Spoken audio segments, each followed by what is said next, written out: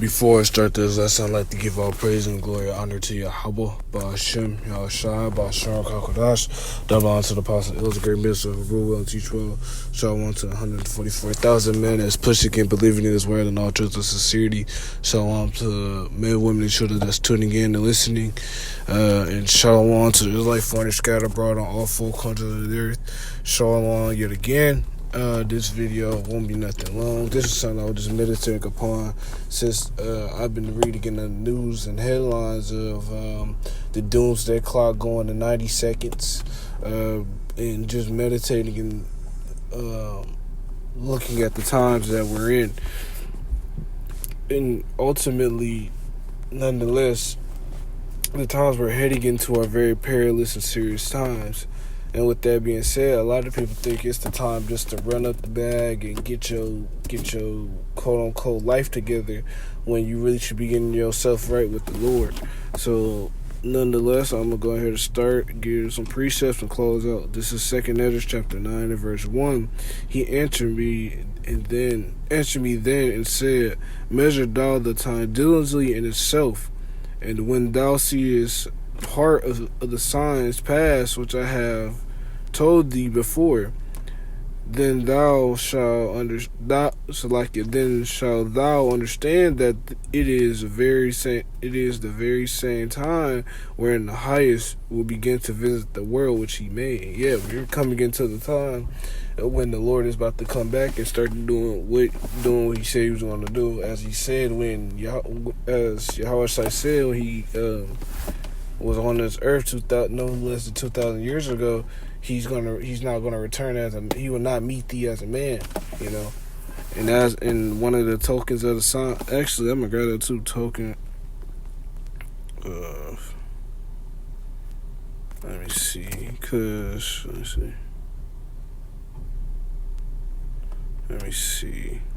Because really the Lord is showing that he's returning day by day. That's why Apostle Tahar deemed this year the hopeful year of Jacob's trouble. And a lot of stuff's been going on.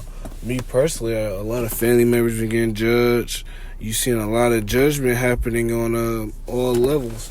You can see it in the news, women getting judged, men getting judged. A lot of crazy stuff is going on. Well, supposedly crazy things going on, but nonetheless, the Lord prophesied, the Yahweh and Yahushai have had the prophets write these in a book for these purposes, because we're in the latter end, in the latter days.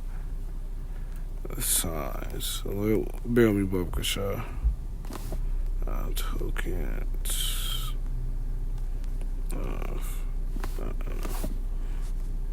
But yeah, man, we're coming into tokens of. Let me see.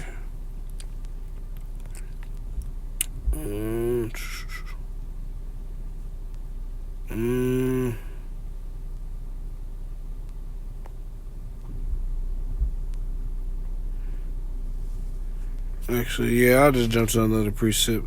I'm going to just keep on moving.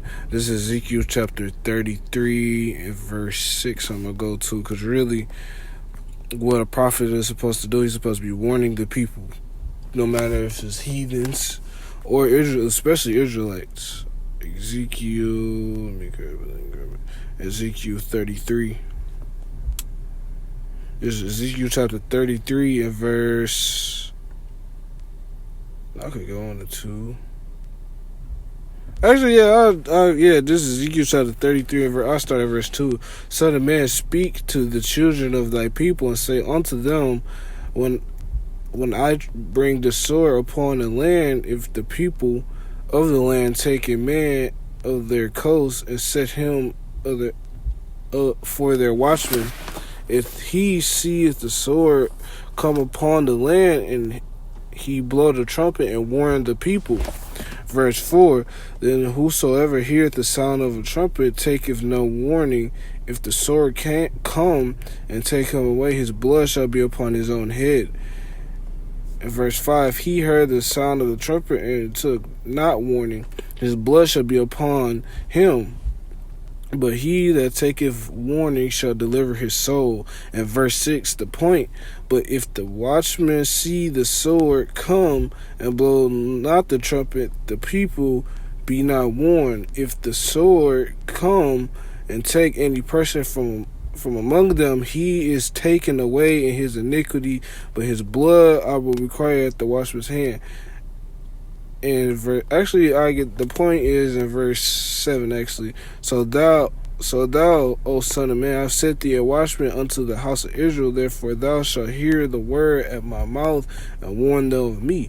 And yeah, the Lord, we warning the people that the Lord is coming. We warning all Israelites of what's going not. We warning everybody, not just Israelites. We're warning heathens too, because we have to prophesy unto all nations, and that's what we're doing through the prophets, through the spirit and power of Yahweh Bashim Shai, man. And this ain't nothing to be playing with. And the Lord is really about to get ready to start cracking domes out here and leaving bodies in the wake. So I'm gonna get one more, and I'm close out. This is is it first Esdras or second Esdras? Yeah, this is second Esdras chapter 16. Let me see. This is second Esdras chapter 16 and verse 17. Woe is me, who will deliver me in those days? And yeah, we're coming in the days of Jacob's trouble, man. And the prophet Esdras was seeing this, and he was like, woe is me, because he seen those visions. Those visions actually, back then, man, I mean, even now, but back then, when prophets used to get visions, those visions used to terrify the prophets. They used to start, that fucked you up. You seen a vision like that, the Lord bestowing something like that upon you. And that shit ain't no joke. That ain't nothing to play with.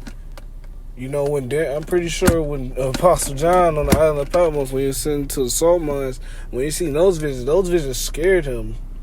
Those visions terrified him, because that's the fear of the Lord inside of him.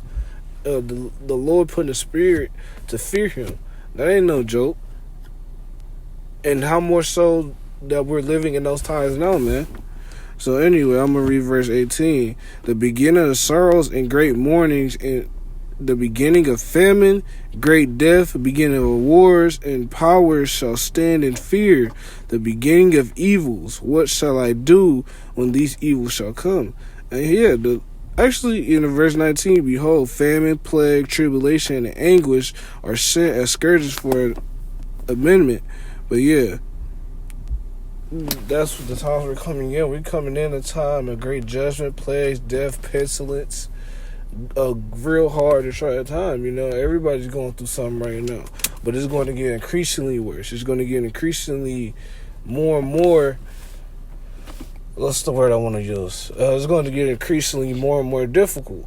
The Lord going to put the pressure on us, and Lord willing, you know, me and as well as other Akim and Great Millstone and men that's pushing this truth and sincerity come out as fine gold.